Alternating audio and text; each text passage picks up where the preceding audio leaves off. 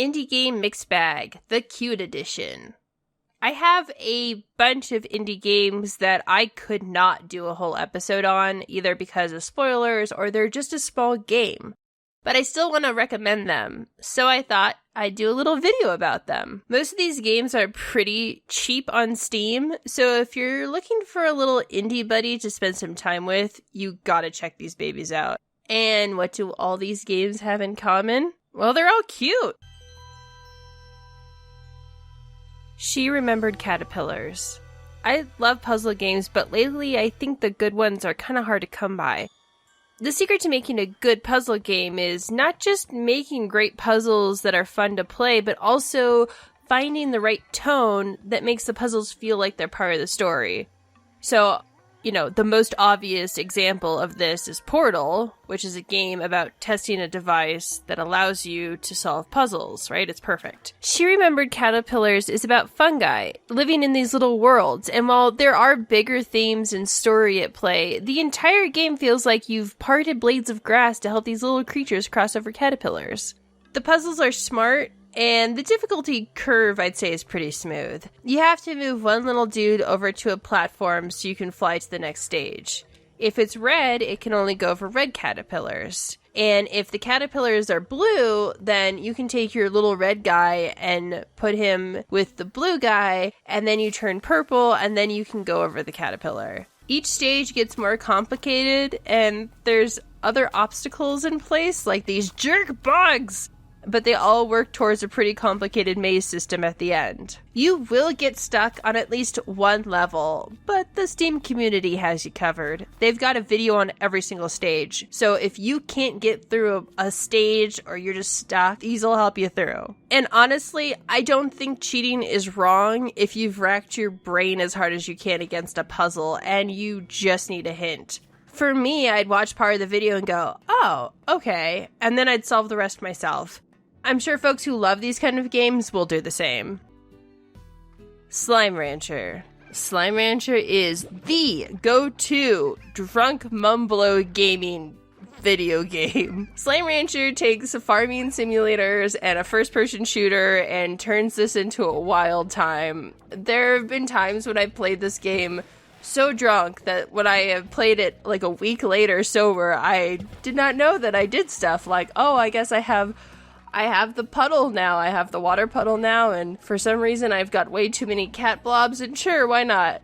If you're looking for a punishing farm simulator, this is not that game. This is not punishing at all. If you accidentally make a complete mess of your entire farm and accidentally blow everything up, it's totally fine. You just start over and you can work your way back up, no problem. The goal is to put these slimes in a pen and then feed them every day, and then you suck up their jewel poop for money. That's how farming works. You suck up the jewel poop. There's a lot of different methods to playing this game, and I know some people who don't even bother with the farm and just go out and explore every day. But for me, I like slowly making the perfect little farm with little habitats for my slime, making sure they have all the upgrades, and then going out to find new slime. There's a bunch of little secrets to figure out too, and room to expand your farm into different locations. And guys, this game is wacky. Like, there's all these goopy monsters bouncing everywhere, and they're eating chickens and accidentally eating poop, and then it turns them into evil blob monsters, and it's just, guys, it's good times. Slime Rancher, one of my favorite games.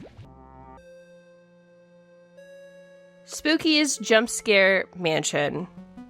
Okay, anyone who knows me is fully aware of my Disneyland love. Like, I am a huge Disneyland nerd, and if you need any proof of that, go check out my Nuka World video, because there's a lot of times where I'm super excited that it is built like Disney World and Disneyland, kind of, whatever. I'm not going to get into it. My favorite ride at Disneyland is totally cliche, too. It's the Haunted Mansion, right? Everybody loves a Haunted Mansion. And it's not just because, like, thematically, it's one of the most interesting rides at Disney. It has a really cool backstory. The short version is there were two different ideas for the mansion. The first was that it should be fun and silly and not scary. And then the second idea was that, like, this is a haunted mansion, it should legit be spooky. And these two ideas clashed, and they ended up making a haunted mansion that was both scary and kind of silly and fun.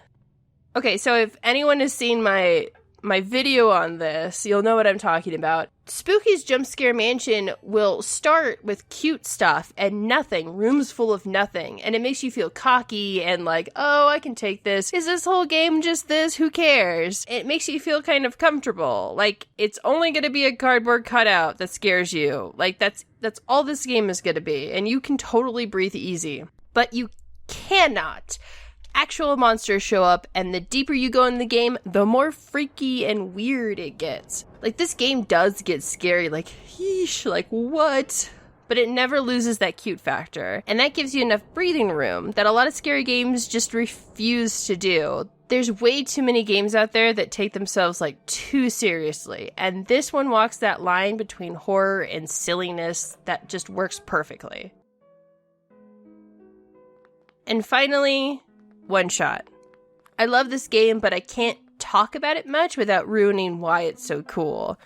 My brother bought me this game with the note of just play it. And I have to admit, when I opened up the game, I was really skeptical. It looks like a basic adventure game. You help Nico bring the sun back to the world, and the sun is this light bulb that you have to put in a tower. And I say help him instead of play him, because early on in the game, it's revealed that you play the game as you, as a god that can guide Nico towards his destination. And he'll even like pray to you and ask you questions, and it's very clear that this world is his and you are playing a video game, and that's how the whole narrative treats it. As much as I love Undertale, I didn't really care about Frisk as much as I love Nico, because this game tells you right away that you have to protect him, and he's this cute, nice little cat child, so of course you're gonna do your best to make sure that he's gonna be okay. But it's not just about having a character that you care about. This game has a lot of weird nuances that will blow your friggin' mind. I don't want to spoil any of them, but some of these puzzles happen outside of your game. Yeah, that's right. Weird. When I came across these puzzles, my jaw dropped to the floor. Such smart, innovative game design, with probably very little resources. So if you like games that kind of play around with the meta, this is for you. So there you go. Some cute games you might have never heard of, adjust hipster glasses, and they're all on Steam for you to enjoy.